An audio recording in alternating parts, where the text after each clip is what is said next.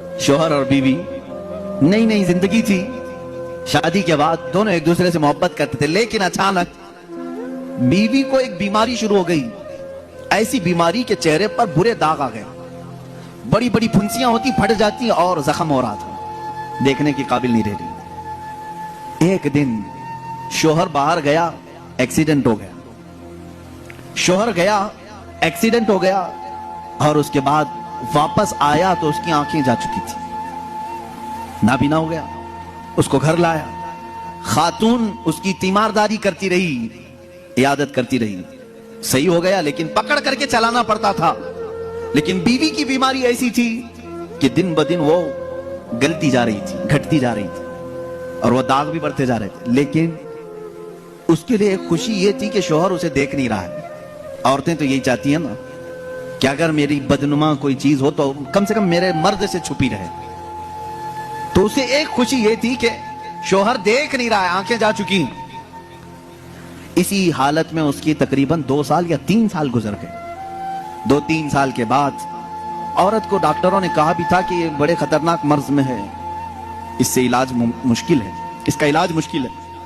3 साल या करीब करीब इतने सालों में औरत की वफात हो गई, औरत इंतकाल कर गई और लोगों ने जनाजा उठाया, दफन किया। मर्द जो था बड़ा गमगीन कि हाथ पकड़कर रोजाना उठाती थी, चलाती थी, फिराती थी, खिलाती थी, सब कुछ। जब जनाजा चला गया, लोग आए तो देखा कि मर्द खुद से अपने घर में अंदर जा रहा है, बर्तन ला रहा है, गिलास ला रहा है, खुद से सारे काम कर रहा है, कोई पकड़ने वाला नहीं, सब चीजें। मोहल्ले वालों ने पकड़ करके कहा, तुझे सब दिख रहा है? उसने कहा, मैं कभी अंधा हुआ ही नहीं था, मैं कभी अंधा हुआ ही नहीं था। 3 साल से तो सिर्फ मैंने अंधा होने का एक बहाना तलाश कर लिया था, सिर्फ इसलिए कि मेरी बीवी ये सोच रही थी कि मेरे चेहरे पर बदनुमा दाग है, मेरा शोहर मुझे कहीं छोड़ ना दे। मैंने उसकी फीलिंग को बरकरार रखने के लिए अंधे होने का नाटक किया था और वो इस दुनिया से खुशी खुशी गई है।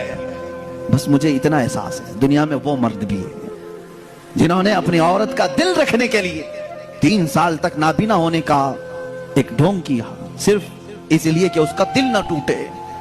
बाज बीमारियां ऐसी होती हैं, उनसे तुम सरफे नजर करो, कतई नजर करो।